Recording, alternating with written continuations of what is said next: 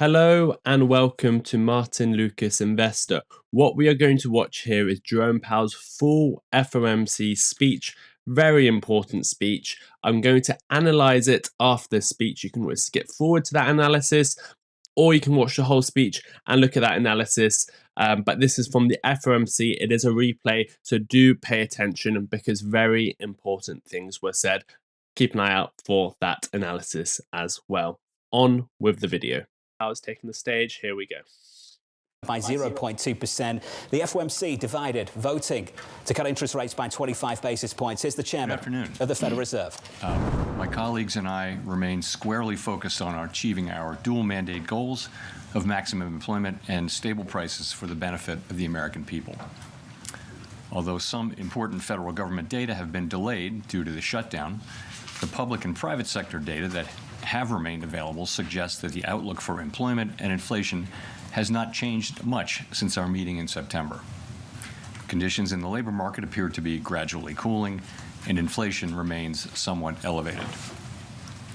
In support of our goals and in light of the balance of risks to employment and inflation, today the Federal Open Market Committee decided to lower our policy interest rate by a 1/4 percentage point. We also decided to conclude the reduction of our aggregate securities holdings as of December 1. I will have more to say about monetary policy after briefly reviewing economic developments. Please hit the like button, guys. Available indicators suggest that economic activity has been expanding at a moderate pace. GDP rose at a 1.6% pace in the first half of the year, down from 2.4% last year. Data available prior to the shutdown show that growth in economic activity may be on a somewhat firmer trajectory than expected, primarily reflecting stronger consumer spending. Business investment in equipment and intangibles has continued to expand, while activity in the housing sector remains weak. The shutdown of the federal government will weigh on economic activity while it persists, but these effects should reverse after the shutdown ends. In the labor market, the unemployment rate remained relatively low through August. Job gains have slowed significantly since earlier in the year. A good part of the slowing likely reflects a decline in the growth of the labor force due to lower immigration and labor force participation, though labor demand has clearly softened as well.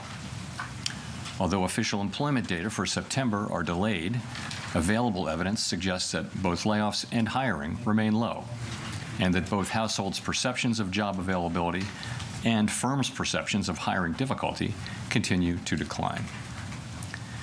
In this less dynamic and somewhat softer labor market, the downside risks to employment appear to have risen in recent months. Inflation has eased significantly from its highs in mid-2022, but remains somewhat elevated relative to our 2% longer-run goal. Estimates based on the Consumer Price Index suggest that total PCE prices rose 2.8% over the 12 months ending in September, and that, excluding the volatile food and energy categories, core PCE prices rose 2.8% as well. These readings are higher than earlier in the year as inflation for goods has picked up. In contrast, disinflation appears to be continuing for services. Near-term measures of inflation expectations have moved up on balance over the course of this year on news about tariffs, as reflected in both market and survey-based measures. Beyond the next year or two or so, however, most measures of longer-term expectations remain consistent with our 2% inflation goal. Our monetary policy actions are guided by our dual mandate to promote maximum employment and stable prices for the American people. At today's meeting, the committee decided to lower the target range for the federal funds rate by a 1/4 percentage point to 3.75% to 4%. Higher tariffs are pushing up prices in some categories of goods, resulting in higher overall inflation. A reasonable base case is that the effects on inflation will be relatively short-lived, a one-time shift in the price level. But it is also possible that the inflationary effects could instead be more persistent, and that is a risk to be assessed and managed. Our obligation is to ensure that a one-time increase in the price level does not become an ongoing inflation problem. In the near term, risks to inflation are tilted to the upside and risks to employment to the downside. A challenging situation. There is no risk-free path for policy as we navigate this tension between our employment and inflation goals. Our framework calls for us to take a balanced approach in promoting both sides of our dual mandate. With downside risks to employment having increased in recent months, the balance of risks has shifted. Accordingly, we judged it appropriate at this meeting to take another step toward a more neutral policy stance. With today's decision, we remain well positioned to respond in a timely way to potential economic developments. We will continue to determine the appropriate stance of monetary policy based on the incoming data, the evolving outlook, and the balance of risks. We continue to face two-sided risks. In the committee's discussions at this meeting, there were strongly differing views about how to proceed in December. A further reduction in the policy rate at the December meeting is not a foregone conclusion. Far from it. Please subscribe and hit the like button. Preset course. At today's meeting, the committee also decided to conclude the reduction of our aggregate securities holdings as of December 1. Our long-stated plan has been to stop balance sheet runoff when reserves are somewhat above the level we judge consistent with ample reserve conditions. Signs have clearly emerged that we have reached that standard.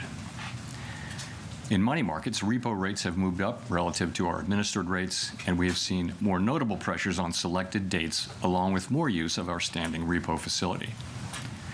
In addition, the effective federal funds rate has begun to move up relative to the rate of interest on reserve balances. These developments are what we expected to see as the size of our balance sheet declined and warrant today's decision to cease runoff. Over the 3.5 years that we've been shrinking our balance sheet, our securities holdings have declined by $2.2 trillion. As a share of nominal GDP, our balance sheet has fallen from 35% to about 21%.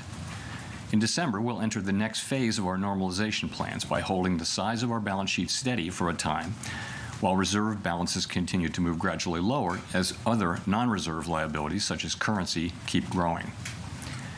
We will continue to allow agency securities to run off our balance sheet and will reinvest the proceeds from those securities in Treasury bills, furthering progress toward a portfolio consisting primarily of Treasury securities. This reinvestment strategy will also help move the weighted average maturity of our portfolio closer to that of the outstanding stock of Treasury securities, thus furthering the normalization of the composition of our balance sheet. The Fed has been assigned two goals for monetary policy: maximum employment and stable prices. We remain committed to supporting our maximum employment, bringing our inflation sustainably to our 2% goal, and keeping longer-term inflation expectations well anchored. Our success in delivering on these goals matters to all Americans. We understand that our actions affect communities, families, and businesses across the country. Everything we do is in service to our public mission. We at the Fed will do everything we can to achieve our maximum employment and price stability goals. Thank you. I look forward to your questions.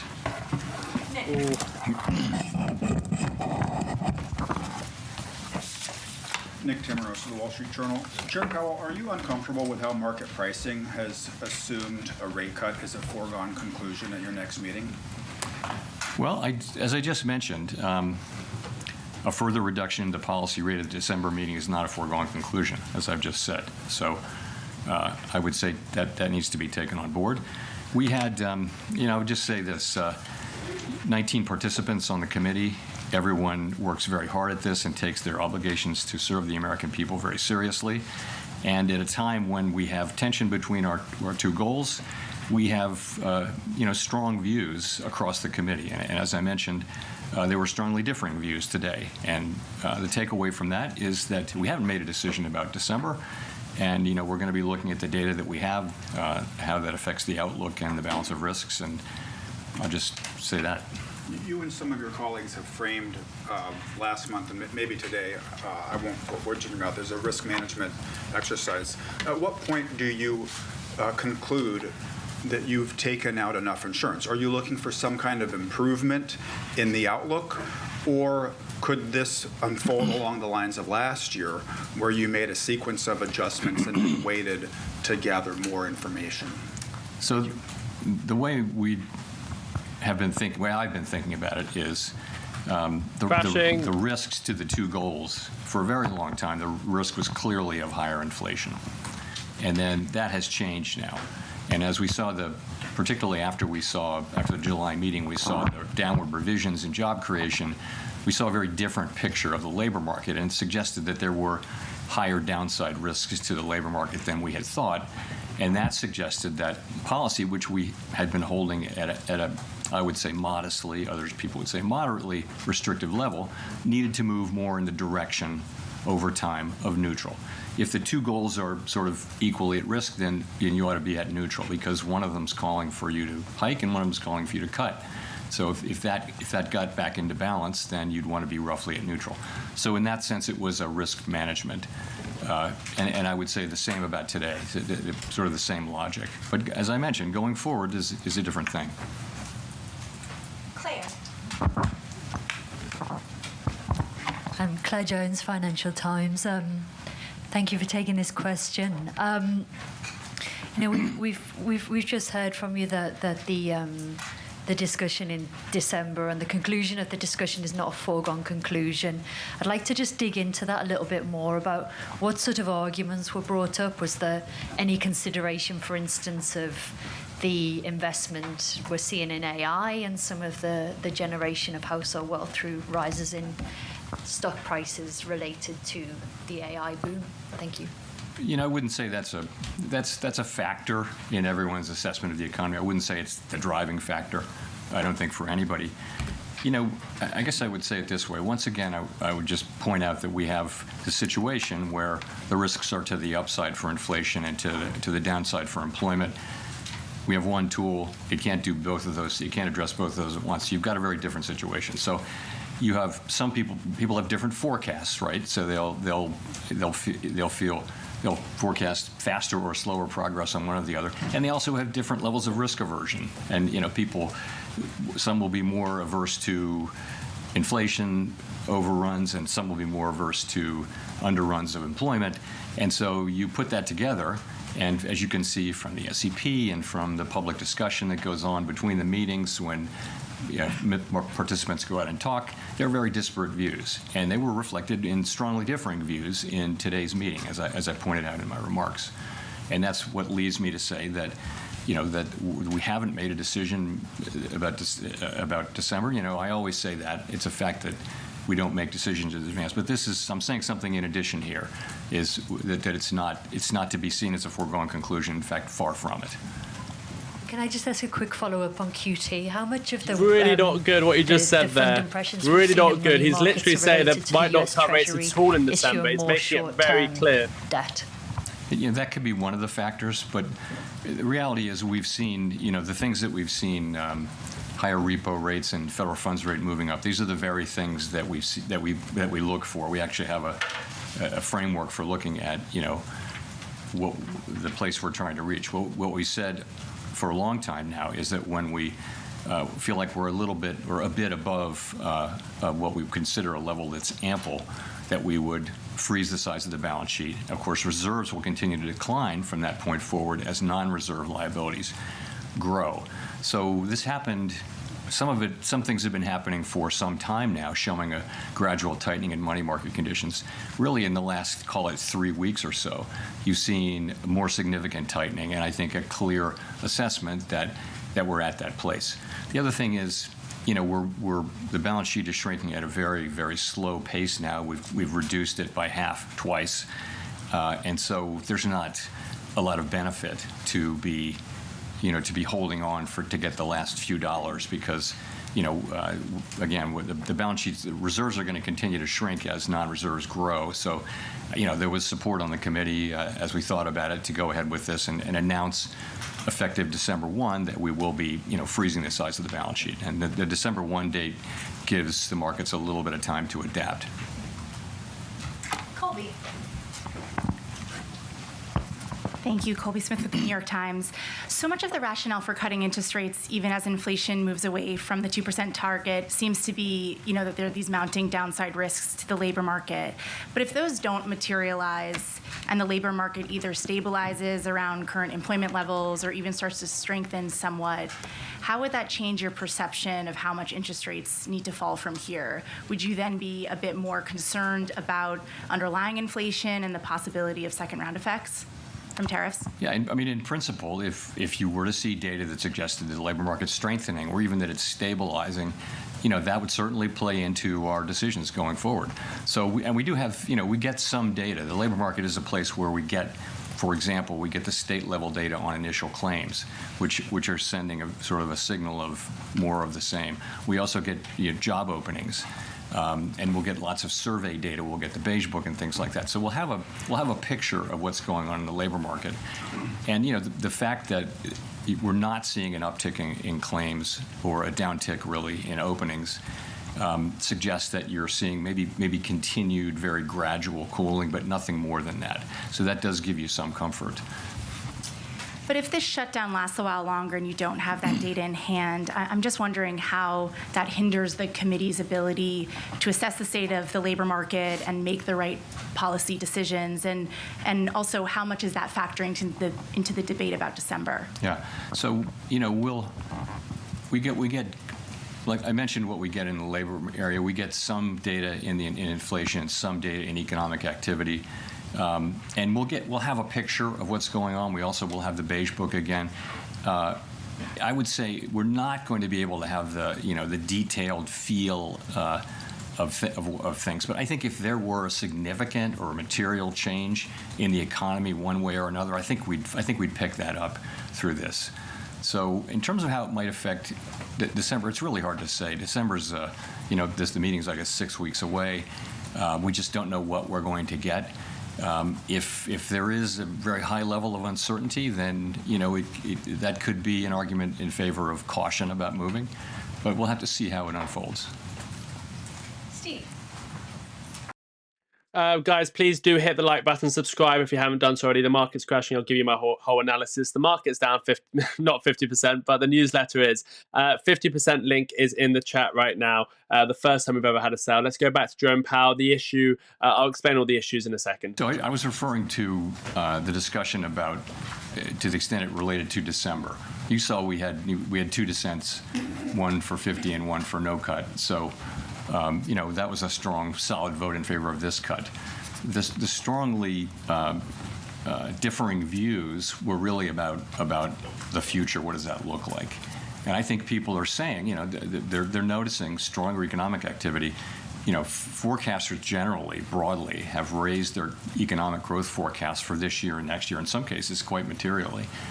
In the meantime, we see, a labor market that's kind of, I don't want to say stable, but it's not clearly in motion. It's not clearly declining quickly in any case. It may be just continuing to gradually cool. And again, people have different forecasts and expectations about the economy and different risk tolerances. And so there's you read the SEP, you read the speeches, there are differing views on the committee, and to the point where I said what I said. And just to follow up on the balance sheet, if you stop the runoff now, does that mean you have to go back to actually adding assets sometime next year so that the balance sheet doesn't shrink as a percent of GDP and become a tightening factor? So you're right. The place we'll be on December 1 is that the size of the balance sheet is frozen. And as mortgage-backed securities mature, we'll reinvest those in Treasury bills, which will foster both a more Treasury balance sheet and also a shorter duration. So that's what. In the meantime, if you freeze the size of the balance sheet, the non-reserve liabilities, currency, for example, they're going to continue to grow organically. And because the size of the balance sheet is frozen, you have further shrinkage in reserves. And reserves is the thing that we're managing that has to be ample. So that'll happen for a time, but not a tremendously long time. We don't know exactly how long. But at a certain point, you'll want to start reserves to start gradually growing to keep up with the size of the banking system and the size of the economy. So we'll be adding reserves at a certain point, and that's the last point. Even then, will be subscribe. We didn't make decisions about this today, but we did talk today about the composition of the balance sheet, and there's a desire that the balance sheet be. Right now, it's got a lot more duration than the outstanding universe of Treasury securities, and we want to move to a place where we're closer to that duration. That'll take some time. We haven't made a decision about the ultimate endpoint, but we all agree that we want to move more in the direction of a balance sheet that more closely reflects the outstanding Treasuries, and that means a shorter duration balance sheet. Now, this is something that's going to take a long time and move very, very gradually. I don't think you'll notice it in market conditions, but that's the direction of things. Janelle. Janelle Martyn with Bloomberg. How are officials interpreting the latest CPI report? So some components came in lower than expected, but core inflation was still at 3%. So at this moment, what are you learning about the drivers? And also, do you view that the risks are greater that the Fed makes a mistake on employment or inflation? So the September CPI report, we didn't get PPI after that, which is important for translation into what we look at, which is PCE inflation. But we can still make a pretty good assessment of what that will be. When we get PPI, there might be some adjustments. But so directionally, it was a little softer than expected, and we always break it down into the three components. So basically, you've seen goods prices increasing, and that's really due to tariffs, and that's compared to a longer run trend of very, very mild deflation in goods. So that's moving inflation up. On the other side of that, good news that housing services inflation has been coming down and is expected to continue to come down. So if you remember a couple of years ago, that's the one that we kept expecting it to do that. Now it's been doing that for some time, and we expect to continue that. That leaves the biggest category is services other than housing services, and that's kind of been moving sideways over the last few months. But a significant part of that is non-market services, and we don't take a lot of signal about the tightness of the economy from that. So if you add all that up, a couple things to say. One is that inflation away from tariffs is actually not so far from our 2% goal. We estimate, people have different estimates of what that is, but it might be, 5 or 6 tenths, and so that if it's 2.8, then core PCE, not including tariffs, might be 2.3 or 2.4 in that range, something like that. So that's not so far from your goal. So that we look at that, and the thing about tariff inflation is the base case is that it will come, and it probably will increase further, but it is that it will be a one-time increase. And we've been very focused for all of this year at making sure that that's the case, and thinking carefully about what are the pathways through which it could become something else, troublesome inflation. One of those would be a really tight labor market. We don't see that. Another could be inflation expectations moving. We don't see that. So I think we're watching this very carefully. I think it's not the case that we're just assuming that it's going to be a one-time inflation. We understand fully that this is a risk we have to monitor and ultimately manage. With the stubborn in services inflation, what are some of the things that the Fed could do to address that, and especially when we're seeing potentially labor supply challenges? Sorry, say that first. The stubborn services inflation that you mentioned. Services inflation, yeah. Well, again, the part of services inflation that isn't coming down as we would like it to is the non-market part of non-housing services. And overall, that's just something that we expect will come down. The non-market part of it should come down. It largely reflects higher stock prices and financial services that are imputed rather than actually paid is a big part of that. But also just we think policy is still modestly restrictive in my telling. So that's the kind of thing that should lead to a gradually cooling economy. That's one of the reasons you see a gradually cooling labor market, is because the Fed policy is modestly restrictive. So that should also help get that. I want to say, though, We're absolutely committed to returning inflation to 2%. If you look at longer-term surveys or market pricing, you will see that's a credible commitment, and there should be no question that that's where we're going. Chris. Great, thank you. Chris Rugaber at Associated Press. So there's a big investment boom in AI infrastructure right now, as you know, and wondering if the existence of such a boom would indicate that rates are not that restrictive after all, and could further rate cuts at this point perhaps fuel an excess level of investment there or market bubbles? How is the Fed thinking about that? So I don't think that you're right. There are a lot of data centers being built and other investments being made around the country and around the world.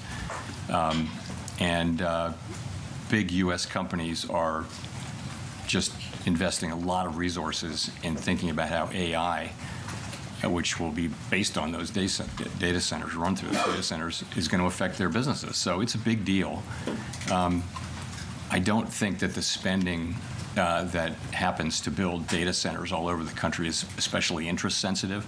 It's based on longer run assessments that this is an area where there's going to be a lot of investment and that's going to drive higher productivity and that sorts of things. I don't know how those investments will work out, but I don't think they're particularly interest sensitive compared to some of the other sectors. And then just a quick follow-up. You mentioned that you do have data that you're looking at for inflation and growth in the absence of government data. Could you give us a sense? I think we know a lot about the jobs data that's out there. Can you give us a sense of what you're looking at to track inflation in the absence of government data? Thank you. So it's a lot of things, and it doesn't replace government data. But you know all of these. I'll just mention some of the many names: Price Stats, Adobe, and others. For wage inflation, there's ADP data. On spending, you're going to ask about spending at some point. There are lots of other things that we look at, but it's many different sources, and again, including what we get out of the Beige Book, which will be sort of come out mid-cycle as always. And it doesn't replace the government data, but it gives us a picture. Again, I think if something material were happening, if there were material developments, I think we would pick that up. I don't think we'll be able to have the very granular understanding of the economy while this data is not available. Howard.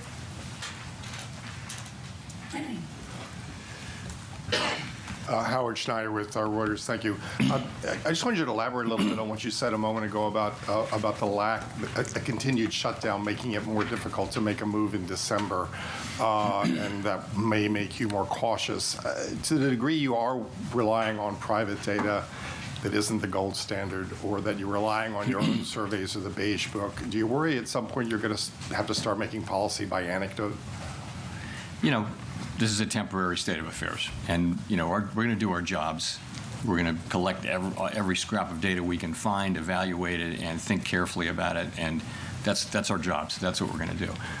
If you ask me, could it affect the December meeting?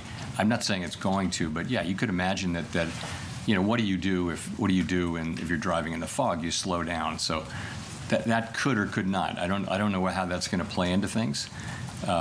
We may get the data may come back, but there's a possibility that it would make sense to be more cautious about moving. I'm not committing to that. I'm just saying it's certainly a possibility that you would say we really can't see, so let's slow down. As a follow-up in the debate on this meeting, we saw recently some pretty big layoff announcements coming from Amazon and others. Wondering if that figured into the discussion at all, that you're starting to see this tension between growth and employment starting to be resolved, to the detriment of employment. And secondly, some of the stress is starting to appear in the bottom spur of the K, as they call it, household health premiums that are going to possibly be going up quite substantially, things like that. Has that started to become a factor in your policy discussion? So those are both things that we're watching very, very carefully. To start with the layoffs, you're right. You see a significant number of companies either announcing that they are not going to be doing much hiring or actually doing layoffs. And much of the time they're talking about AI and what it can do. So we're watching that very carefully, and yes, it could absolutely have implications for job creation. We don't really see it in the initial claims data yet. Now, it's not a surprise that we don't. It takes some time for it to get in there, but we're watching that really carefully. But again, don't see it yet in the initial claims data. On the K-shaped economy thing, I would say the same thing or similar thing. We are, if you listen to the earnings calls or the reports of big public consumer-facing companies, many of them are saying that there's a bifurcated economy there, and that consumers at the lower end are struggling and buying less and shifting to lower-cost products, but that at the top, people are spending at the higher income and wealth, and so much anecdotal data on that, and so we think there's something there. Edward. Thank you. Edward Lawrence with Fox Business. So, Mr. Chairman, I want to take another crack at the further reduction of rates is not a foregone conclusion. So in December, you said far from it. So if a cut might not be on the table for December because of lack of data, what does the other concerns then stem from? So if it's not lack of data as the reason December is not a foregone conclusion, what other things could be the concern then? Well, the perspectives of people on the committee that, we've now moved 150 basis points, and that we're down into, you're into that range between 3 and 4 where many estimates of the neutral rate live in that 3 to 4% area. You're there now. You're above the median number for the committee, but I think there are people on the committee who have higher estimates of the neutral rate, and that's you can argue these positions since it can't be directly observed, the neutral rate. So, I think for some part of the committee, it's time to maybe take a step back and see whether there really are downside risks to the labor market, or see whether in fact the growth. That the stronger growth that we're seeing is real. Ordinarily, the labor market is a better indicator of the momentum of the economy than the spending data. That's the lore. In this case, that gives a more downbeat read. So people just have, again, we've cut 50 more basis points in the last 2 meetings, and there was a sense like, let's pause here, kind of thing. And a sense from others wanting to go ahead, but that's why I say differing views, strongly differing views. So on that division, then you're talking about going forward. So what's more important in this division? Is it inflation risks? Is it employment risk? Or is there a deeper philosophy division among the board? Look, everybody on the committee is deeply committed to doing the right thing to achieve our goals, maximum employment and stable prices. You have differences on how to do that. And as I mentioned, some of that is different forecasts, but a lot of it is also different risk aversions to the different variables, which is common through all Federal Reserves. People just have different risk tolerances, let's say. So that leads you to people with disparate views. You will know that from the speeches you've been listening to from my colleagues. And so we're at a place now where we have, in fact, cut 2 more times. And we're 150 basis points closer to neutral, wherever that may be, than we were a year ago. And so there's a growing chorus now of feeling like maybe this is where we should at least wait a cycle, something like that. That's what it is. It's just what you think it would be. It's and again, you've seen it in the September Summer of Economic Projections. You've seen this in the public remarks of FOMC participants, and now I'm telling you that's what you can expect that in the minutes. And I'm just telling you that's what happened in the meeting. Elizabeth. Thank you so much. Elizabeth Schulze with ABC News. What is your analysis explanation coming for up. why the job market is weakening right now, and what will this rate cut do to improve the job market? So I think there are 2 things affecting the job market, and one of them is just a dramatic reduction in the supply of new workers. And that's two things. That's declining labor force participation, which is a cyclical thing, and then there's declining immigration, which is just a big policy change that actually began in the last administration and has been accelerated now. So a big part of the whole story is that supply side story. Okay. In addition, labor demand has declined, and so the unemployment rate has gone down, meaning that demand for workers has gone down a little more than supply. So that's what's going on, but it is mostly a supply function. It's mostly a function of the change in supply, I think, and many people think.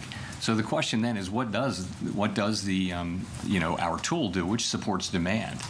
And and I would just say, when you're in a situation where job creation, if you adjust for likely overcounting in the way that BLS does its work, is pretty close to zero. So maximum employment doesn't, on a sustainable basis, if you're creating zero jobs, if it's in equilibrium, if it's in balance, it's a pretty, as I said before, a pretty curious balance. So, I thought, and many of my colleagues thought, in fact, you've seen the last two meetings, that it was appropriate for us to react by supporting demand with our rates. And we've done that. We've reduced so that rates are looser. I wouldn't say that they're accommodative right now, but they're meaningfully less tight than they were. And that should help so that at least the labor market doesn't get worse. Though it's a complicated situation, and some people argue that this is supply and we really can't affect it much with our tools, but others argue, as I do, that there is an effect from demand and that we should use our tools to support the labor market when we see this happening.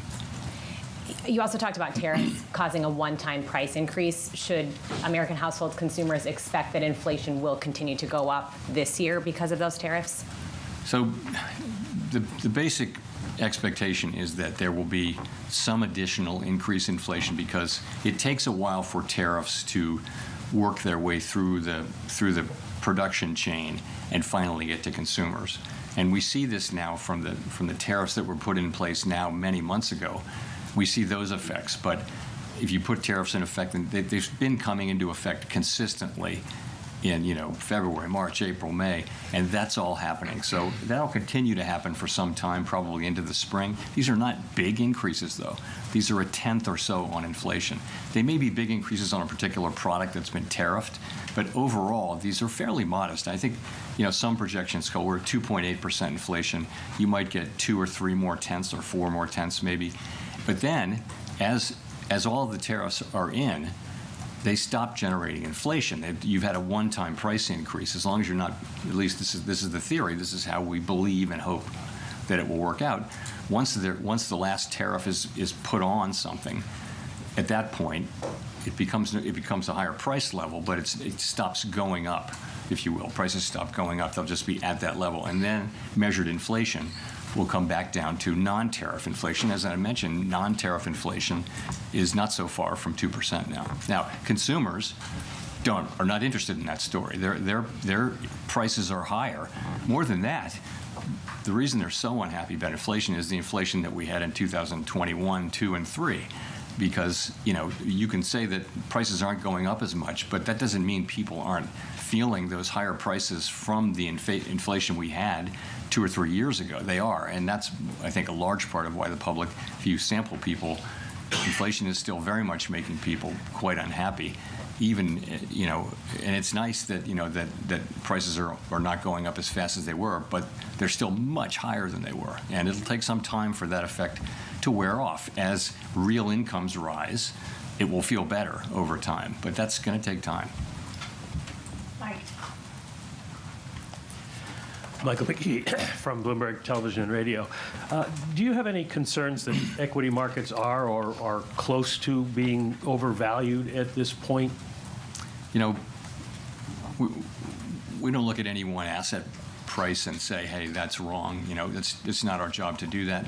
We look at the overall financial system, and we ask whether it's stable and whether it could withstand shocks, right? So, banks are well capitalized, while some households are clearly under stress. In the aggregate, households are in good shape financially, relatively manageable levels of debt. At the lower income spectrum, you are seeing rising defaults, particularly around subprime auto, but nonetheless, in the aggregate, pretty good.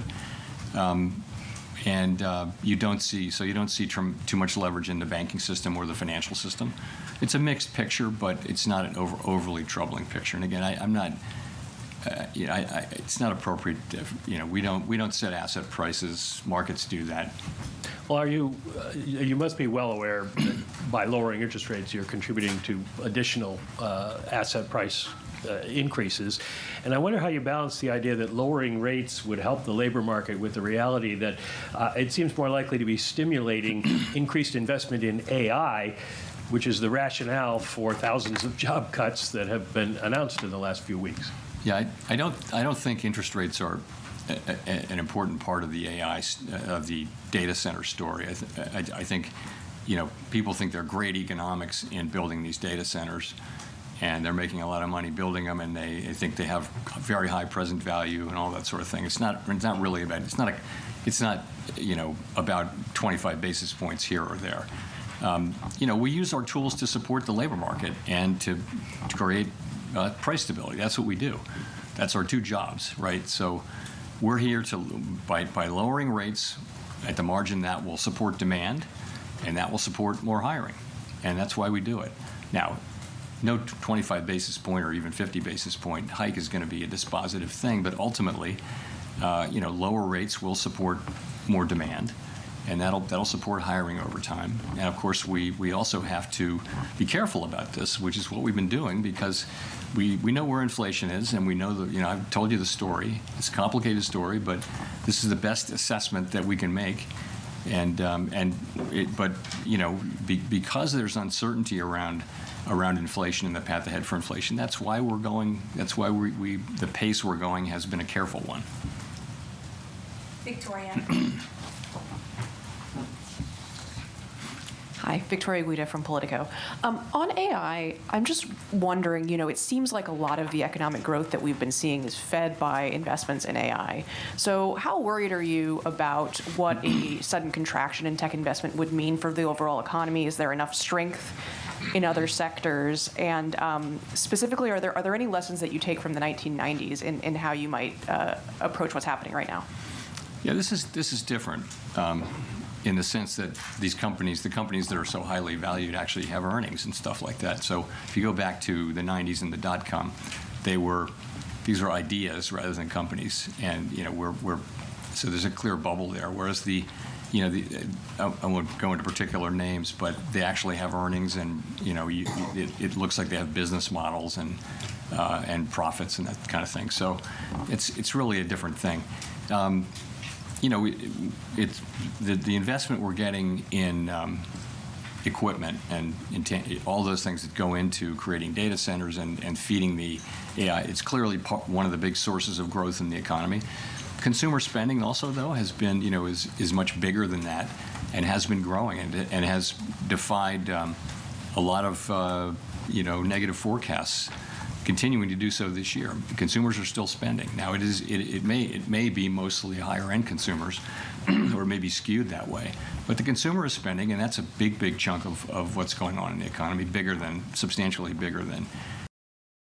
Guys, please stay with me. The analysis, I've got a full analysis. I'm putting it together, all the key quotes. I'm doing this in the background, so stay with me. As soon as this ends, I'll give you the full analysis, my full thoughts. The markets are bouncing back. There is a 50% offer on the newsletter today only. Flash sale will be ending. Please do subscribe. Please do hit the like button. I am here working in the background for you guys, getting all that information together. Stay with us. Mainly immigration, but also lower labor force participation. So, and that means there's less need for new jobs, because there isn't this flow into the pool of labor that where people need jobs, because there aren't those people now. So there's not a supply of workers showing up for jobs. In addition, demand has also gone down, and so has labor force participation has declined, which is more of a sign, in this case, of demand as well as trend. So I think you're seeing some softening. The economy's growing at a slower rate than it was, 2.4% last year. We think around 1.6% this year. It could have been a couple of tenths higher if not for the shutdown. And of course, that will reverse. But, you still got the economy growing at a moderate pace. Andrew. Hey there, Andrew Ackerman with the with the Washington Post. I wanted to ask if you could elaborate on how you think about policy in the context of the data drought. Does it make you inclined to stick with your plans as set out in September in the absence of the data that might change your mind, or does it make you inclined to proceed with added caution because of uncertainty? Yeah, well, we'll know when we face that question, if we face that question. It'll probably be argued both ways, right? But I've said a couple times here that, if you really aren't getting information you really don't know, and the economy looks like it's solid and stable and hasn't really changed, there will be an argument. I don't know how persuasive it will be, but there will be an argument that, you slow down when you can't see as far ahead.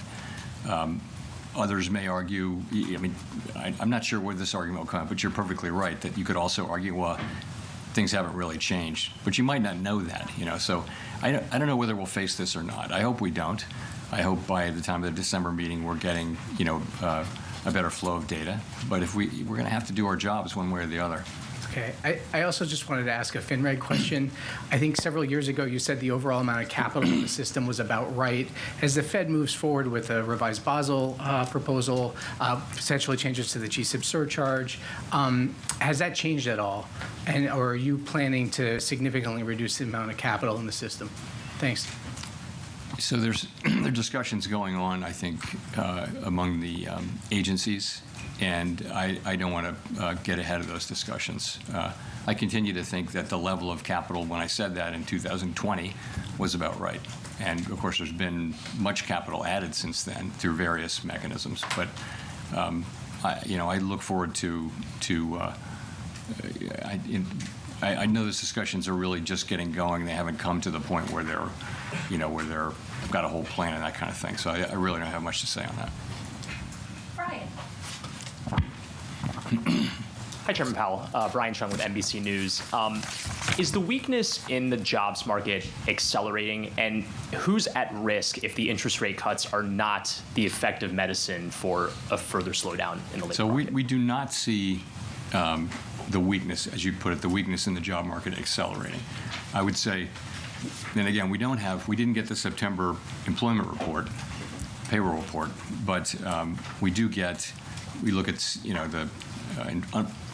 the unemployment insurance claims, initial claims, are reported at the state level, and we still get those, and we can accumulate them and get the national number. And there's really, in no story, you can look at the numbers. Same thing with the job openings we get from Indeed. There's just no story over the last 4 weeks. It's kind of stable. So you don't see anything that says that the job market is, or really any part of the economy is making a significant deterioration. Don't see that. You see more things like I mentioned, though, which is you see big companies making announcements of either of layoffs or of the idea that they won't need to hire.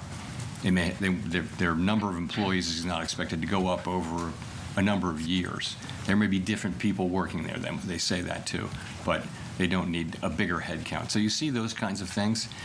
You don't see it in the aggregate numbers. The layoff numbers have not gone up.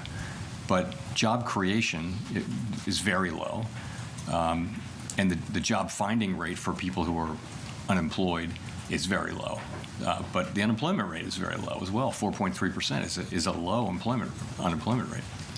So as you make these cuts, is it the lower income workers that you're thinking about, or those who might have their jobs automated? Is there a particular section of the labor market that you're particularly? So we can't, our tools don't allow us to target any demographic or any income level and that kind of thing. I do think that people, we saw this during the global financial crisis and the long recovery. If you have a long period of very strong labor market conditions, it benefits people at the lower end the most. The last 2 or 3 years of that long expansion, people at the lower part of the income spectrum were getting the biggest benefits, and lots of things were happening in that space demographically, which were very constructive. And we're not at that place right now. But so, yeah, I mean, a stronger labor market is the best thing we can do for the public. It's also part of our job. It is half of our job, but it is absolutely the best thing we can do for people. Along with keeping prices stable. Those two things. I mean, inflation also hurts people on fixed incomes more than other people. Courtney. Hi, Chair Powell. Courtney Brown from Axios. As you know, the 12 Reserve Bank presidents' terms are up for renewal at the end of February. I'm wondering if you can give us a timeline for when the board will consider those reappointments and whether we can expect everyone to be re-upped or if we can expect some changes. So it's a process that we go through under the law. The way the law works is we have a reappointment process every 5 years for all of the reserve, each of them and all of them. We're in the middle of that process, and we're going to complete it in a timely way. And that's really all I can say. Okay, thank you. Daniel. Daniel Davis, Agence France Presse. You've now had dissents in 3 consecutive FOMC meetings, but in this meeting you had dissents going in both directions, and you've just mentioned there's strong disagreement over the future path of rate cuts. Have these disagreements complicated your role presiding over the FOMC meetings, and if so, how?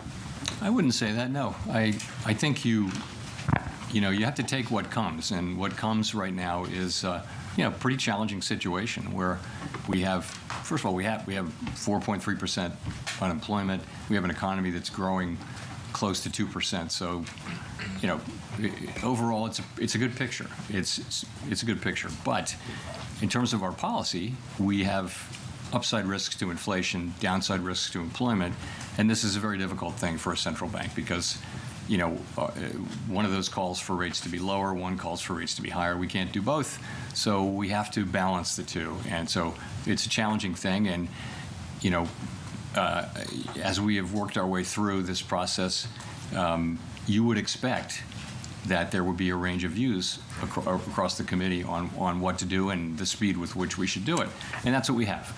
That makes a lot of sense to me. All of these people are, people who take their jobs very seriously, work very hard at this, and just want to do what's right for the American people, but they have different views on what that is. And, it's an honor to work among people who care that much. It is, but I don't feel that it's unfair or anything like that. It's a time when we're making quite difficult judgments in real time, and I believe we'll get through this, and I think we've done sort of the right thing so far this year. I think it was appropriate for us to be careful about this. I think it would not be appropriate to just ignore or assume away the inflation issue. At the same time, I think the risk of higher, more persistent inflation has declined significantly since April. And if we do wind up resuming rate cuts at some point, we will at some point. I think we're trying to get to the end of this cycle with the labor market in a good place and with inflation, on its way to 2% or at 2%. So that's all we're trying to do, and we're doing it under quite challenging circumstances and doing the best we can. We'll go to Jennifer for the last question. Thank you so much, Chair Powell. Jennifer Schonberger with Yahoo Finance. Both regional and large banks have taken losses on loans given delinquencies on subprime auto loans. JP Morgan CEO Jamie Dimon warned, when you see one cockroach, there may be more likely. I'm curious how the Fed is looking at these loan losses and if it poses risks to the financial system or the outlook for the economy. Is it a warning sign? So, we're obviously we watch these things very carefully, credit conditions very carefully. You're right. You've seen rising defaults in subprime credit for some time now, and now you've seen a number of subprime credit, automobile credit institutions having significant losses, and some of those losses are now showing up on the books of banks. We're looking at it carefully. We're paying close attention. I don't see at this point a broader credit issue. It doesn't seem to be something that has very broad application across financial institutions, but we're going to be monitoring this quite carefully and making sure that is the case. And then separately, many, you yourself have said that we're in a bifurcated economy right now with high net worth individuals continuing to spend with the lower income pulling back. How much of consumer spending continuing hinges on the stock market remaining strong? In some odd way, does the market help keep the economy buoyant? So there's some relationship there, but remember, the more wealth someone has, the lower an additional dollar of wealth matters. So your marginal propensity to consume declines quite dramatically as you reach levels of stock market wealth. So, the stock market it would affect spending if the stock market went down, but it wouldn't drop sharply unless there were quite a sharp drop in the in the stock market. People at the lower end of income and wealth have a much higher marginal propensity to consume of an incremental dollar of income or wealth, but they don't have the stock market wealth. So I think it's certainly a factor supporting consumption right now. And you would see it if you saw a material correction in spending, but it wouldn't be. You shouldn't think that it'll dollar for dollar stop consumption, because that wouldn't be the case. Thanks very much. That wraps up the news conference from Chairman Powell. Okay, I've got the full analysis. Rates by 25 basis points. Credit to that reporter and to Mike McKee for actually asking about financial conditions and financial markets. If you are just joining us, welcome to the program. Equities recovering. There was a drop-off as soon as Chairman Powell started to speak. We're back to about negative 0.2% on the S&P. The bigger losses on the Russell, the small caps down by 0.8. In the bond market, off the back of these comments from Chairman Powell, bond yields higher at the front end of the curve by 9 to 10 basis points. Worst time to leave the show would be right now. The worst time for you to click off the show would be right now, because you don't know exactly what went on. I have spent that whole time doing the analysis behind the scenes. The worst time for you to click off this show would be right now. So stay with us for at least another 5 minutes to see what I have to say. You should stay longer than that, but let me just see what I have to say. Don't click off the show now. Worst time to click off the show. Let me give you the full analysis. So, what has just happened is very interesting. I've got the key quotes. So what I'm going to start with actually is getting those key quotes to you. Firstly, just look at the markets. The markets are back to where there was that initial sell-off. The sell-off is now sort of nothing. It's come back to neutral. The market's going to digest this information. Well, let's digest it together first. This is the information. So the key policy moves there was 25 basis point rate cut. We are now at 3.75 to 4%. The big announcement was QT has ended. QT will end December the 1st. Quantitative tightening is ending. The balance sheet will be held steady. No easing, but QT ending. That was one of the main points. Remember, I'm going to actually send this out to all premium newsletter subscribers. I'm going to clean it up, get it done nicely, get you a fresh piece of, and we're going to put all these quotes together. All premium newsletter subscribers expect this. Remember, we are running our flash sale. It's ending in 33 minutes. It's the first time we've done this. If you have looked at our newsletter, it's I would say it's one of the best out there. Every single day, you get the top stories at a glance. The one big thing, the money move of the day, the snapshot, the 5 things you need to know. If you're investing in the markets, you really need to get this newsletter. No ads, no sponsorship. The real news. I subscribe to about 10, 15 different news sources. I put it all together at 4 hours in the morning. You've got the NVIDIA momentum there, and then every day you get that deep dive story as well. Today was all about the Fed cut. You would have been fully prepared for this if you had the newsletter. You've got the calendar every single day as well. The earnings that are coming up this week. We've got Microsoft coming up right after this, so don't go anywhere. Microsoft earnings is coming up. You got the chart of the day. Today is Microsoft because of the earnings. So if you want this newsletter, you get it first time ever at flash sale, 50% off. Give up a cup of coffee once a month and you can get this whole newsletter. There won't really ever be a deal like it again. So I'll give you that link in the live chat. Let me just copy that over, give it to you. I've got the full analysis that's coming up right now. So worst time to click off the show would be right now, because I'm going to condense everything Jerome Powell said. You might have not been listening carefully. You might have not been paying attention, you might have been dozing off, but don't worry, I'm going to tell you everything. So there's the link, flash sale. All you have to do is click that link. You'll get this whole analysis after, and you get the daily newsletter as well. The annual plan, that brings it down to $60 a year.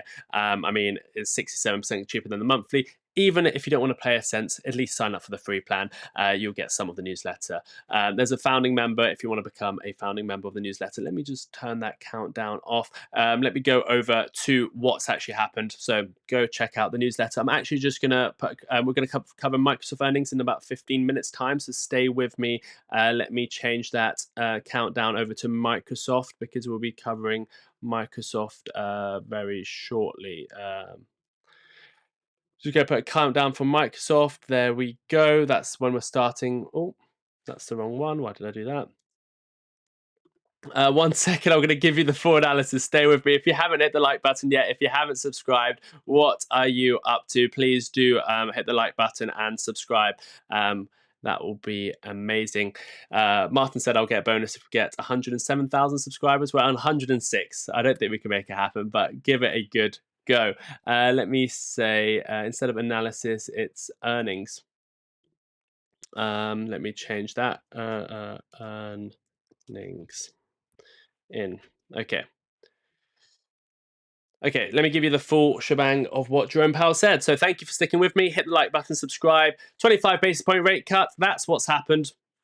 What else has happened? QT is ending in December the 1st. That's great. We've got acknowledgement of the softer labour market. Downside to risk of employment have increased. That's good for rate cuts. Inflation has seemed somewhat elevated but manageable. We didn't want to hear him say elevated, but he says they're elevated, but they're manageable. So pretty good. Risk to inflation tilted up, but policy balance has shifted. So here are the key quotes. There's about 20 of them. Here's the key things from all of that we just heard. What are the key quotes? And I'll tell you if they're my thoughts on each. So we decided to lower our policy interest rates by a 1/4 percentage point. That's what we got. 25 basis point rate cut. I told you before, that was in the newsletter. People said 50 basis points. People said no rate cut. Some people said hike. I said I'm very confident 25 basis point. That's what happened. We also decided to conclude the reduction of our aggressive securities holdings as of December the 1st. That is great. That's a liquidity injection. Dovish. Job gains have slowed significantly since early this year, so that's showing the labour market is in trouble. That's why they're cutting rates. A large part of what's happening is a reduction in the supply of new workers, lower participation and immigration. We're at the stage where there's not. He's saying there's not that much supply of workers out there, so there is low participation due to maybe immigration as well. If job, and I'm going to tell you, I've got this table down here of what's bullish, what's dovish, what's not. Just some of the key quotes. Jobs, where were we? A large part of what's happening is a reduction in the supply of new workers, low participation and immigration. He also said if job creation, once you adjust for overcounting, is close to zero, then maximum employment is not sustainable. He then said, when you are in that situation, it's appropriate to support demand with our rates, and that's what we've done. He's showing why he's cutting rates because of the job situation. We judged it appropriate to take another step forward towards a more neutral policy stance. Remember, we're talking about that neutral policy stance. No one knows where it is, and he mentioned in that speech, whatever the case is, we are 150 basis points closer to that neutral rate because of the rate cuts from last year. So he's saying we understand there's a neutral rate. He didn't really confirm where that neutral rate is. I assume he can't really do that. But anyway, he says we're closer. And again, they're moving towards that neutral rate. If you're driving in fog, you slow down. Now, when he said that, the markets didn't like it because he's essentially saying, wait a second, are we going to have a cut in December? A cut in December was priced in the market. Now is it going to be priced in the market? Well, maybe the market will continue pricing in a rate cut in December, but if we don't get that rate cut in December, which he says might be likely, that's when the markets crash. December, when we get the next FOMC meeting, that's when the markets can be caught off guard. Maybe the market just doesn't care about what he just said. It continues to price in a 25 basis point rate cut. It comes to December and they don't cut rates. That's an important thing to take away from today. So he said the continued shutdown makes it more difficult to make a move in December. He's literally telling us maybe we don't get that 25 basis point rate cut. The market is still pricing in a 25 basis point rate cut in December. So that's key point to take away there. Tariff inflation is likely one time, perhaps a few additional attempts through spring, then it'll stop adding to inflation. He's saying that's great. He's saying tariffs we can ignore. It's a one-time hit. Not great for the consumer. However, we don't have to worry about it here in the Federal Reserve. Inflation away from tariffs is not so far away from 2%. So he's actually saying our rate of inflation right now is quite close to 2%. Ignore tariffs, we're quite close to 2%. That's why we can keep cutting. Again, pretty dovish comment there. Consumers are still unhappy because price remains much higher than they were 2 or 3 years ago. AI-related layoffs are something we're catching carefully, though we don't yet see it in claims. So he's saying there's not actually people losing jobs. And this is what Fed Waller was talking about last time in a speech, about the fact that AI is going to take away jobs, or is it? Or are companies going to save enough money that instead of laying off, they're actually going to start hiring more people? Well, he's saying we don't have evidence of AI-related job losses at this moment in time. Policy is meaningful, less tight than it was, but I wouldn't call it accommodative. We are now in the range many estimates estimate as neutral, between 3 and 4%. He's saying we're getting close to that neutral rate. We are now in that 3 to 4%. So this is where it gets a bit tricky, where they navigate what is that neutral rate. Again, if you want to read all about the neutral rate, look at today's newsletter issue. We talk all about it.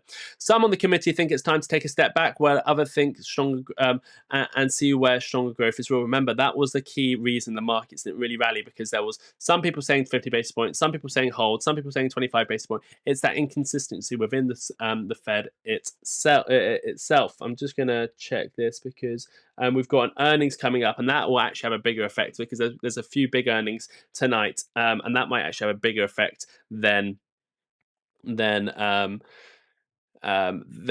But by the way, it seems this Federal Reserve meeting's gone, the market hasn't actually pumped or dumped really. The earnings could be the one that moves it now.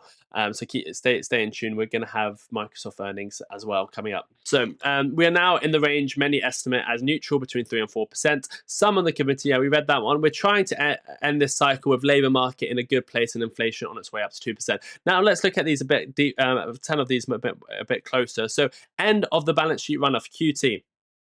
That is dovish. Liquidity support returns, tightening phase formally ends. That was one of the most bullish things they said, is QT's ending in December. Great. That sort of injects liquidity into the market. Emphasizes on rising, there was a lot of emphasis on rising employment and supply side labor constraints. That's dovish. He's saying the shift from inflation first to job stability is a priority. He did acknowledge that the job creation is near zero, so there's not that many jobs being created. And again, if there's not jobs being created, that's a labour market concern. That shows that the markets need to come down. You can see these are all dovish. Neutral stance and balanced approach. Signals pivot from restrictive to neutral footing. Let me keep this open over here. Neutral start, yeah. Where were we? So, yeah, if you're driving in the fog, you should slow down. This is the part where some would say it's dovish, some would say it's not. It favours caution, slower pace of policy moves. I wouldn't say that's dovish. I apologise. Obviously, I'm doing this very fast. So yeah, I wouldn't say that. I would say that's actually slightly hawkish when he talks about slowing down the rate cuts. Tariff inflation one time. Tariff inflation is one time.